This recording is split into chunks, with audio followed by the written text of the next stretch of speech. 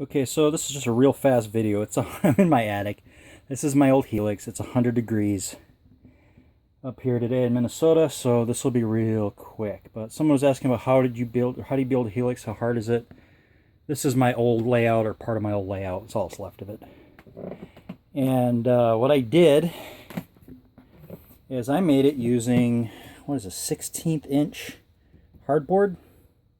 Here's a real bad cut of it, but you can see I laminated. It's actually 2 layers thick. There's an upper and a lower layer. And this is a 22-inch radius. There's a 3-inch separation here. I don't think I have anything for scale. Well, I guess this is about as close as I have. I got a high cube boxcar.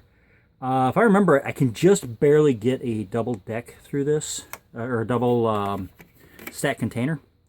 But basically what I did is I made the loop out of the hardboard sections. You can see some of them back there too. And then I cut the curves roughly. In fact, you know what? Now that I look over here, here is the picture that I did for the Helix using CAD Rail 4. I don't know. It's been a long time. Anyway, so there's the plan. That's how I was going to build it out.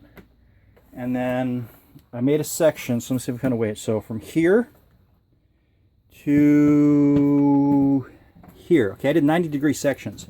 And if I recall, those are 4 inches wide and 22-inch radius. So it's 24 on the outside, it's 20 on the inside.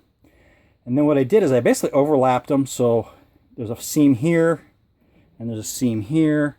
So the top one goes from here to here. The bottom part of the laminate goes from here to this one over here. And I go all the way around. And when I did this, what I did is I basically glued them on top of each other, and I just went around in a circle and became one big flat plate.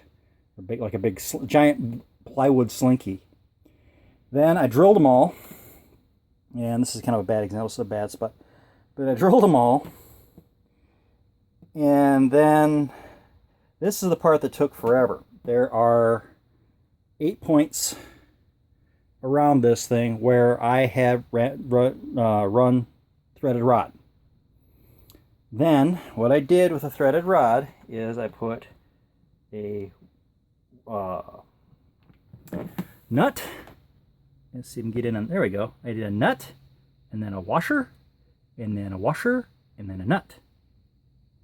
And then a nut, and a washer, and a washer, and a nut.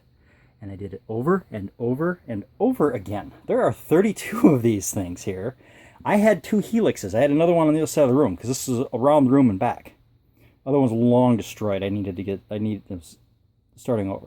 So anyway, yeah, this part here takes forever to do, especially when you go around and you're trying to get them all even 3 inches all the way around. If I remember right, it's 4 inches. It's a 4-inch rise overall per loop, and it's a 3% grade, I think. I don't know. Most of what I ran at the time was an SD9 towing a lot of ore cars, so radius really wasn't that big of a deal. You'll see here, actually, some people have asked this, can you put a switch in a Helix? Absolutely, you can put a switch in a Helix. It goes right in like that and comes right back out. This was supposed to have been, originally this was going to go off and be a two-track staging deck that was going to go all the way around. So I had the bottom layer, which is the old modules. You can see where I chopped them off. And then there was going to be an upper shelf all the way around, which is, what was there is gone, and that was all sectional track at one point. I was like, I just want to make it run, and I made it run, and then that was it.